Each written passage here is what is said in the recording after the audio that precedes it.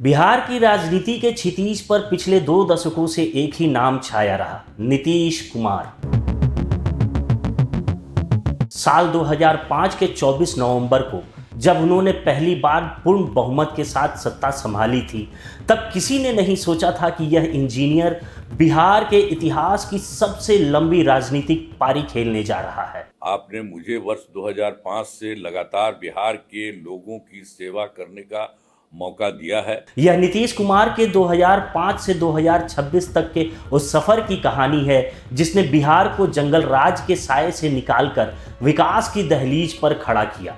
नमस्कार, मैं विकास राजपूत और आप देख रहे हैं जनतंत्र टीवी। 2005 में जब नीतीश कुमार ने सत्ता संभाली तो उनके सामने चुनौतियों का पहाड़ था। सड़कें गायब थी और अपराध चरम पर था।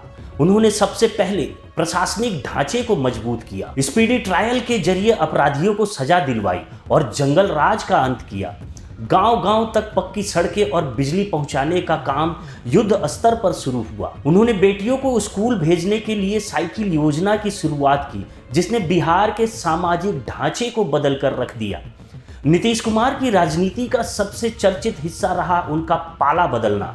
2013 में नरेंद्र मोदी को पीएम उम्मीदवार बनाए जाने के विरोध में एनडीए छोड़ना हो या 2015 में धुर विरोधी लालू यादव के साथ महागठबंधन बनाना, नीतीश ने हर बार साबित किया कि बिहार की सत्ता की चाबी उन्हीं के पास रहेगी। नीतीश कुमार ने 2016 में महिलाओं की मांग पर बिहार में पूर्ण शराबबंदी लागू की।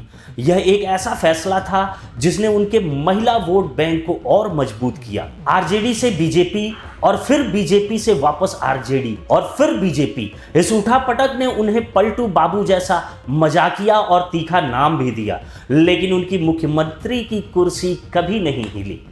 2025 के विधानसभा चुनाव नीतीश के लिए एक बड़ी परीक्षा थी।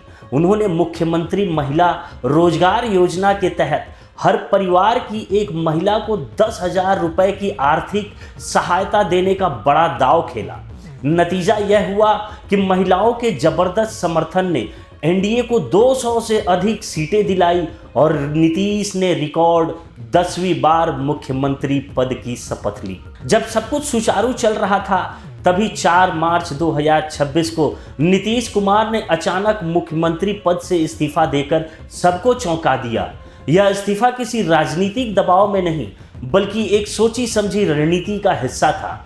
नीतीश कुमार ने खुद सोशल मीडिया पर साझा किया कि उनकी दिली इच्छा देश के चारों सदनों, विधानसभा, विधान परिषद, लोकसभा और राज्यसभा का सदस्य बनने की थी। लेकिन राजनीति से संन्यास की खबरों के बीच उनके बेटे निशांत कुमार के राजनीति में प्रवेश करने की चर्चा तेज हो गई, जिससे बिहार की राजनीति में एक नए उत्तराधिकारी की आहट सुनाई देने लगी। नीतीश कुमार महज एक नेता नहीं, बल्कि बिहार की राजनीति का वह ध्रुव रहे जिसके इर्द गिर्द सत्ता घूमती रही।